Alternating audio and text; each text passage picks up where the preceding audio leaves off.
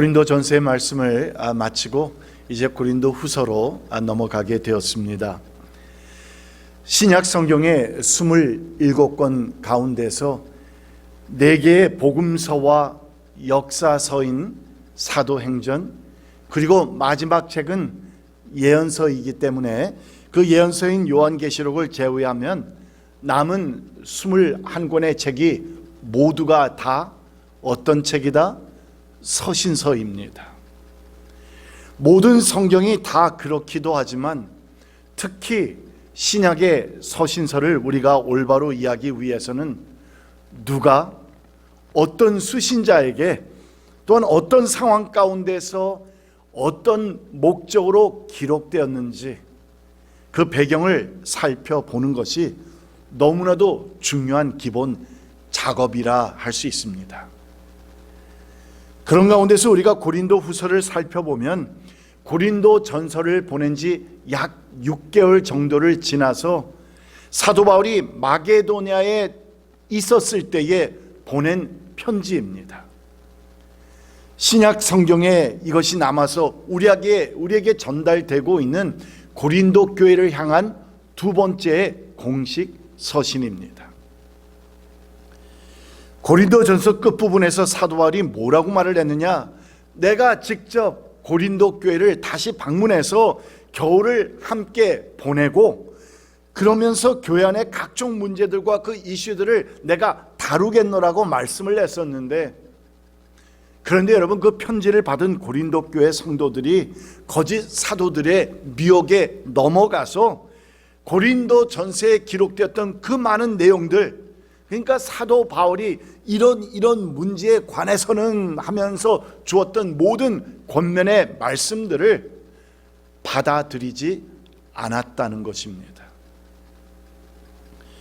그래서 고린도 교회는 더 이상 지체해서는 안 될 만큼 그 상황이 악화되었기에 바울은 곧바로 고린도 교회를 방문할 수밖에 없었는데, 그런데 그곳에서 바울이 글쎄 오히려 거짓 사도들과 그들을 따르는 그러한 대적자들에게 아주 심한 인격적인 수모를 당하게 되고, 또한 고린도 성도들에게까지 배척을 당하는 아주 심각한 지경에 이르게 되면서 그 방문은 그야말로 소칭 근심의 방문이라 이렇게 이름을 부를 수밖에 없는 방문이 되어 버렸던 것이고, 또한 그래서 바울은 아무것도 하지 못하고 그 교회 안에 있는 모든 문제들을 해결도 시작도 해보지 못하고 그냥 다시 에베소로 돌아올 수밖에 없었던 것입니다. 그러니 이후에 바울은 신약 성경에는 포함되지 않고 있는 눈물의 편지 또는 준엄한 편지라 불리는 서신을 고린도 교회에 보냅니다. 이 서신을 눈물의 편지라 칭하는 이유는 바울이 이 서신을 쓸 때에 많은 눈물을 흘리면서 정말 애통하는 마음으로 썼기 때문이고, 또한 준엄한 편지라 부르는 이유는 대적자들에게 대한 단호한 처벌을 요구하는 그런 내용의 말씀을 그 서신서에 담고 있었기 때문입니다. 그런데 여러분, 놀라운 일이 일어납니다. 고린도 교회 성도들이 이 눈물의 편지, 준엄한 편지를 받고는 드디어 마음의 문을 열고 회개를 했다는 것입니다. 그렇게 되면서 다시 바울을 향한 간절한 마음을 갖게 되었다는 것인데, 이 같은 소식을 접한 바울이 너무나도 기쁘고 큰 위로를 받은 느낌을 받게 되면서 기록한 서신이 바로 오늘 우리가 함께 보게 되는 고린도 후서입니다.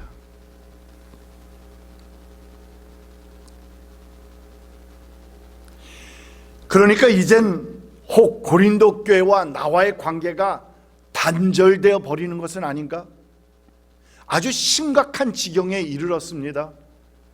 그래서 그런 정말 간절한 마음으로 주님, 우리를 붙잡아 주십시오, 우리의 관계를 꼭 붙잡아 주십시오 하면서 간절하게 기도할 수밖에 없었던 그 상황 가운데서 가지고 있었던 두려움이 이제는 해소가 되고, 또한 위기를 넘긴 후에 안도감과 위로를 느끼면서 다시 고린도 교회 방문을 계획하면서 기록한 이 서신 고린도 후서. 그렇기 때문에 서신의 전반부를 보게 되면 고린도 교회의 그 관계가 회복된 바울의 기쁨과 위로라고 하는 말이 많이 나타나고 있습니다. 여기서 바울은 자신이 고린도 교회 방문 그 계획을 거듭 변경하게 되었던 그 이유를 설명합니다. 또한 자신의 그 사도직 그리고 사도로서의 직무에 대한 설명을 통해서 그동안 많은 사람들이 자신을 오해한 것, 그리고 공격의 소지가 되었던 그런 점들을 변호하면서 고린도 교회와 완전한 화해와 일치를 그들과 그 관계를 원했던 것입니다. 자, 이 같은 배경을 이해를 가지고 오늘 말씀 4절을 우리가 한번 봅니다. 하나님은 온갖 환난 가운데서 우리를 위로하여 주시는 분이십니다. 저 위로가 그냥 나오는 위로가 아닙니다. 네, 물론 맞습니다. 복음을 전하면서 주님의 사역을 감당하면서 자신이 겪게 되었던 엄청난 고생과 고난과 환난들이 있었습니다. 그러나 그런 가운데서 하나님께서 그를 위로해 주신 것이 있었습니다.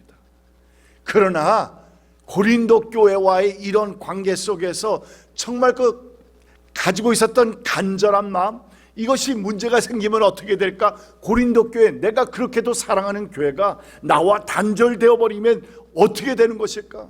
저 교회가 나의 권면의 말씀을 받지 않고 거짓 교사들의 말에 미혹에 넘어가서 이제는 더 이상 그들의 믿음이 온전해지지 않으면 어떻게 되는 것일까?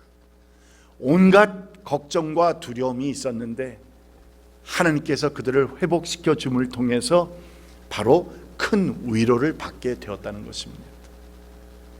온갖 환난 가운데서 우리를 위로하여 주시는 분이십니다. 따라서 우리가 하나님께 받는 그 위로로 우리도 온갖 환난을 당하는 사람들을 위로할 수 있습니다.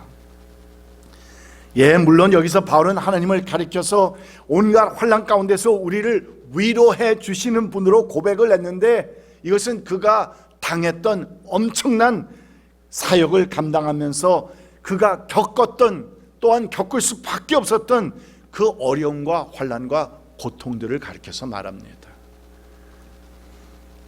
8절 말씀을 보시게 되면 정말 우리에게 그가 어떠한 고통을 겪었는지를 보여줍니다. 형제자매 여러분, 우리가 아시아에서 당한 환난을 여러분이 알기를 바랍니다.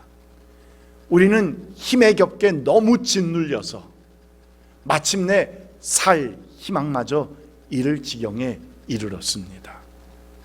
우리는 이미 죽음을 선고받은 몸이라고 느꼈습니다. 여러분, 이 정도였다는 것입니다. 이 같은 바울의 고백은 우리에게 중요한 교훈을 우리에게 주고 있습니다. 내가 믿음을 가졌던 가지지 않았던 간에 우리가 이 세상에서 환난이나 고난받는 것을 기뻐하고 원하는 사람은 아무도 없을 것이고, 또한 믿음을 가진 성도는 우리 주님 안에서는 만사 형통하여서 그 모든 어려움들을 다 비껴가고 피해갈 수 있다고 우리는 믿고 싶을 수도 있겠지만, 그러나 여러분, 그 같은 생각이나 신앙은 잘못된 것이라는 사실을 사도 바울의 고백을 통해서 우리는 그대로 배우게 되는 것입니다. 그러니까 예수님을 믿는다고 해서 우리의 삶 가운데 있는 그 고난과 문제들이 다 사라져 버리느냐? 없어져 버리느냐? 내가 잘 믿으면, 내가 믿음 생활 잘하면, 그래서 하나님의 말씀 잘 듣고 순종하면 내 삶에 있는 모든 문제가 다 없어지고 해결받고, 그래서 그 모든 것이 내 삶 가운데서 눈에 보이지 않게 되는 것이냐? 여러분, 그런 것이 아니라고 오늘 말씀을 우리가 읽으면서 분명히 발견하게 되는 것인데, 왜냐하면 바울과 그의 동력자들을 한번 생각해 봅시다. 그들이 어떤 사람들이었습니까? 주님의 복음을 전하는 일에 정말 자신의 일생을 다 바쳐서 헌신했던 사람들 아닙니까? 또한 주님의 일을 위해서라면, 주님의 사역이라면, 하나님 나라를 위하는 것이라면 둘째 가라면 서러워할 만한 그러한 사람들이었지만, 그러나 그들에게도 무엇이 있었다? 고난이 있었다는 것입니다. 아니 여러분, 있었던 정도가 아니라 뭐라고 말합니까? 살 희망마저 잃을 지경에 힘에 겹게 너무너무 짓눌려서 얼마나 고통스러웠으면 저 같은 표현을 했을까 하는 생각을 우리는 가지게 됩니다. 그러니까 이 같은 엄청난 환난이 있었고, 또한 고난을 받아도 오히려 다른 사람들보다도 더 심하게 받았다고 하는 이 사실은 오늘날 하나님을 사랑하며 주님 뜻대로 살아가려고 이 세상을 살아가는 우리 성도들에게도 고난이 있을 수 있다는 사실을 여실히 보여주는 것입니다. 아니 어쩌면 더 정확하게 표현하자면 사탄은 성도를 질시하기 때문에 우리를 넘어뜨리기 위해서 온갖 방법으로 공격해 오고 있기 때문에 어쩌면 오히려 이 세상의 사람들보다, 믿지 않는 사람들보다도 더 많은 고난을 당할 수도 있다는 것인데, 그래서 예수님께서는 제자들에게 뭐라고 말씀하셨습니까? 이 세상에서 성도들은 환난을 당할 것이라고. 사도 바울 역시 우리에게 뭐라고 말합니까? 우리가 하나님 나라에 들어가려면 많은 환난을 겪어야 할 것이라고 우리에게 경고의 말씀까지 주셨습니다. 그러나 여러분, 우리에게는 무엇이 있느냐? 오늘 말씀에서 가장 많이 나오고 있는 그 단어, 위로입니다. 하나님의 위로하심이 있습니다. 하나님의 도우심이 있습니다. 그리고 그 같은 고난과 환난을 통해서 우리는 더욱더 그리스도를 닮아가는 성화된 성도가 되어가는 겁니다. 오늘 말씀 3절 말씀을 봅니다. 우리 주 예수 그리스도의 아버지이신 하나님을 찬양합시다. 그는 자비로우신 아버지시요 온갖 위로를 주시는 하나님이시요, 하나님께서는 이렇게 위험한 죽음의 고비에서 우리를 건져 주셨고 지금도 건져 주십니다. 또 앞으로도 건져 주시리라는 희망을 우리는 하나님께 두었습니다. 과거와 현재와 미래 이 시제를 사용하면서 우리에게 하나님께서는 시작부터 끝까지 우리를 도우시고 인도하시며 위로해 주시는 하나님이시라고, 성도들에게 환난과 고난이 없는 것은 아니지만 또한 없어지는 것도 아니지만 이 세상을 살면서 우리가 이 육신의 몸을 입고 살 때는 분명히 이 같은 고난과 환난을 당할 수도 있지만, 그러나 성도에게는 하나님의 위로하심도 따라오는 것이라고, 그 크신 위로가 우리에게는 희망으로 주어졌다고.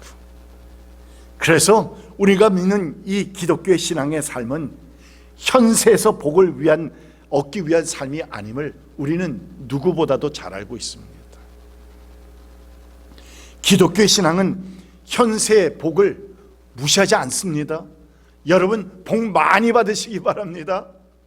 하나님께서 주시는, 허락하시는 복을 정말 엄청나게 받아 누리시기 바랍니다.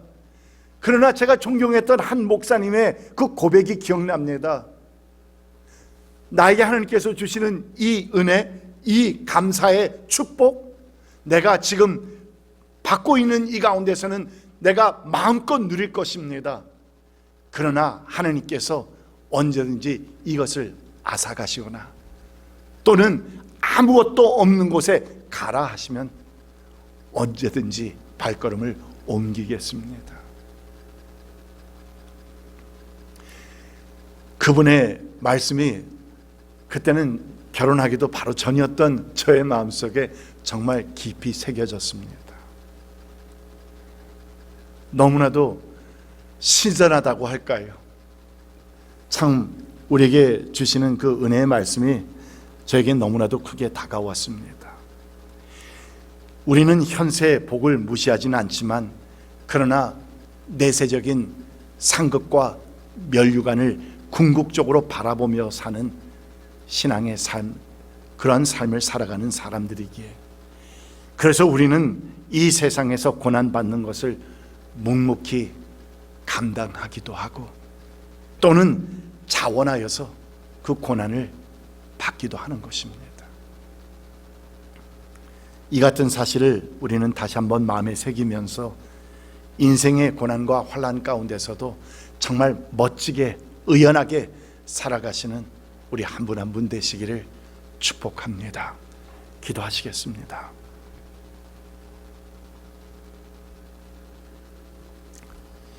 여러분, 오늘 우리는 바울의 고백과도 같은 말씀을 들었습니다. 나는 바울과 같이 고난 중에 만나는 하나님의 위로를 경험한 적이 있습니까? 혹 우리의 삶 가운데 고난이나 어려움이 닥쳐오면 내 신앙이 뭔가 부족하고 모자라서 그렇게 되었다고 생각하고 있지는 않습니까? 위험한 죽음의 고비에서 우리를 건져주셨고, 지금도 건져주시며 또한 앞으로도 건져주시리라는 희망을 하나님께 두었다고 고백하는 이 사도 바울의 고백이 나의 고백이 되고 있습니까? 여러분, 오늘 주신 말씀을 묵상하면서 조용히 주님 앞에 나아갈 수 있는 시간 되기를 바랍니다.